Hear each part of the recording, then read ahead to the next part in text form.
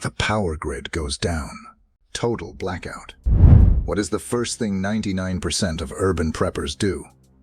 They grab their 1,000-lumen tactical flashlight. They click it on. Some even fire up a loud gas generator on their apartment balcony. Congratulations! You just painted a massive target on your back. You just told every hungry, desperate person in a 5-mile radius that you have supplies. Your expensive survival gear, it is going to get you killed. I am Major Max, and today we are stripping away the fantasy. I am going to show you how a real urban survivor manages an apartment in the critical first 72 hours. No zombies, no Hollywood nonsense, just physics, data, and brutal reality. Let's get to work. Chapter 1. The Lighthouse Effect. You think you need light to keep morale high. You think you need to see your surroundings to feel safe. That is a lethal illusion. When a city goes completely dark, ambient light drops to zero. In a true blackout, a standard 300-lumen LED flashlight can be seen through a living room window 2 miles away. You are no longer an anonymous apartment. You are a beacon.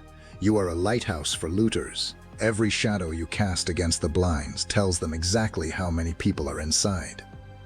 Here is the Red Ghost Protocol. You do not light up your apartment. You seal it. You need heavy-duty black contractor trash bags, 3 mil thickness minimum, and duct tape. You choose one room, only one, preferably an interior room or one with windows facing a brick wall. You tape those black bags over the glass, double layer. You overlap the edges, no light escapes, zero signature. Inside that sealed room, you still do not use white light. White light destroys your natural night vision.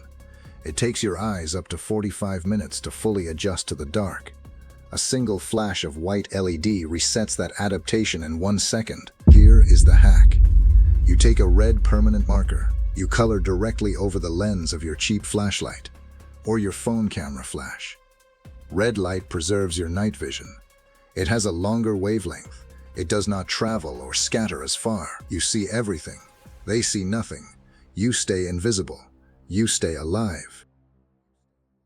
Chapter 2. The Concrete Tomb. You think your modern apartment will keep you warm, you know. You think you can just hang out in the living room under a thick blanket. Or worse, you fire up an unvented propane heater with the windows closed. You are building your own coffin. Concrete and glass buildings are thermal sieves. Without the HVAC system running, an apartment bleeds heat. In the dead of winter, interior temperatures hit critical, life-threatening levels in under 14 hours. And that indoor gas heater, it consumes your oxygen. It replaces it with carbon monoxide. Look at the hard data from the Texas grid collapse. Dozens of people did not freeze to death. They went to sleep and simply never woke up. Here is the microclimate protocol. You abandon 90% of your apartment. You do not try to heat the air. You heat the body. You immediately move into the smallest room you have, a small bedroom, or even a large walk-in closet. You take a standard 2-person dome tent. You pitch it directly on top of your bed. Why? Because the mattress isolates you from the freezing floor. The extremely small volume of the tent traps your radiant body heat instantly. Next, you grab Mylar survival blankets, the cheap ones that cost $2. You use your duct tape to stick them to the walls of that small room. Reflective side, facing inward, physics takes over. Mylar reflects up to 90% of your radiated thermal energy right back at you. While your neighbors are freezing in their massive living rooms, you have just turned a concrete box into a thermal reactor. It is powered entirely by your own body heat. You stay warm. You conserve vital calories. You survive. Chapter 3. The Refrigerator Time Bomb. The power cuts out. What do? You walk straight over to the kitchen. You open the fridge door. You stand there, staring at the shelves, trying to decide what perishables to eat first. Stop. You just committed a fatal error. Every single time you swing that door open, you dump all the heavy, cold air directly onto your kitchen floor. Thermodynamics is unforgiving. One quick peek costs you 4 to 6 hours of safe food storage. Food does not rot strictly because of time, you know. It rots because of rapid temperature fluctuations. By checking your food, you are actively destroying it. Here is the thermal shield protocol. This starts before the grid ever fails. You do not leave empty space in your freezer. You take plastic bottles. You fill them with water and 2 tablespoons of salt. Basic chemistry. Salt lowers the freezing point of water. Saltwater ice blocks stay colder for significantly longer than standard fresh water. You pack every inch of empty freezer space with these bottles. The exact second the blackout hits, you do not open that door. Instead, you grab your heaviest winter blankets or your thickest sleeping bags. You wrap your entire refrigerator unit from the outside. You tape the blankets down securely. You create a massive exterior insulation layer. A standard, unplugged fridge keeps food safe for maybe 4 hours. A packed, blanket-wrapped fridge loaded with saltwater ice blocks, it can hold safe temperatures for up to 48 hours. You do not touch that handle until day 3. You eat your dry, non-perishable pantry goods first. Let the amateurs panic eat their melting ice cream. You protect your high-value calories. You stay disciplined. Chapter 4. The Dry Faucet Illusion. You look at your sink. You think you have time. You assume the city water towers will keep the pressure flowing for a few days. You tell yourself you will fill the bathtub tomorrow morning. You are dead wrong. If you live in an apartment building taller than 4 stories, gravity is not your friend, you know. Your building relies on massive electric booster pumps to push water to the upper floors. When the grid dies, those pumps die instantly. The water pressure in your pipes will collapse in under 15 minutes. By the time you wake up, your faucets will be bone dry. Here is the water protocol.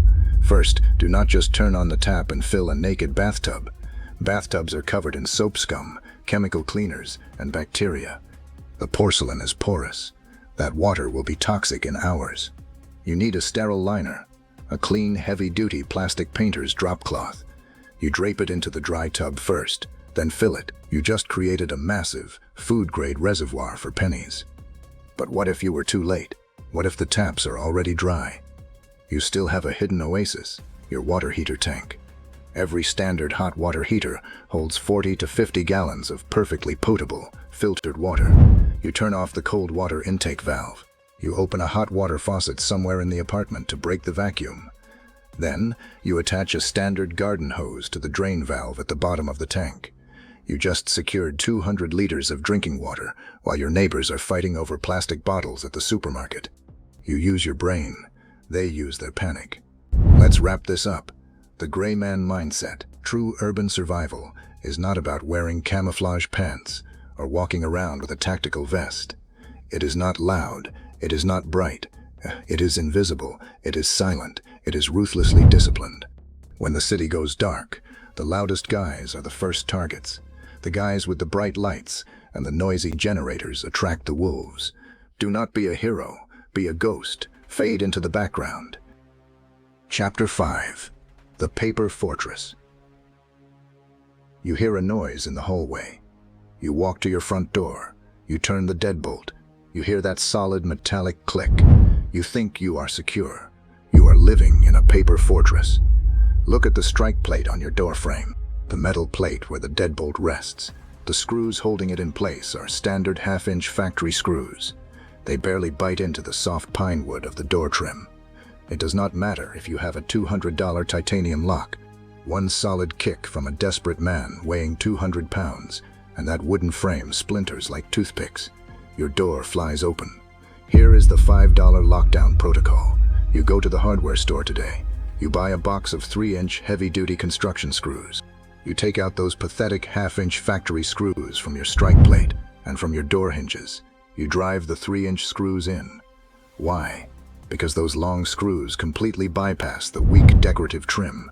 They bite directly into the structural king stud inside the wall skeleton. You just turned a door that breaks with one kick into a barricade that requires a police battering ram. But we do not stop there. You take a heavy-duty industrial rubber door wedge. You jam it under the door from the inside, right beneath the handle. Physics again. Any violent inward force applied to that door is now transferred straight downward, creating massive friction against the floor. They can kick until their legs break. That door is not opening. You do not need expensive tactical gear to defend an apartment. You need 3-inch screws, a rubber wedge, and an understanding of kinetic energy. If this protocol changed how you look at urban survival, hit the subscribe button. Join the ranks of the prepared. Now I want to hear from you. The power trips right now. Everything goes pitch black. What is the exact first object your hand reaches for? Drop it in the comments below. Stay sharp, stay invisible. Major Max, out.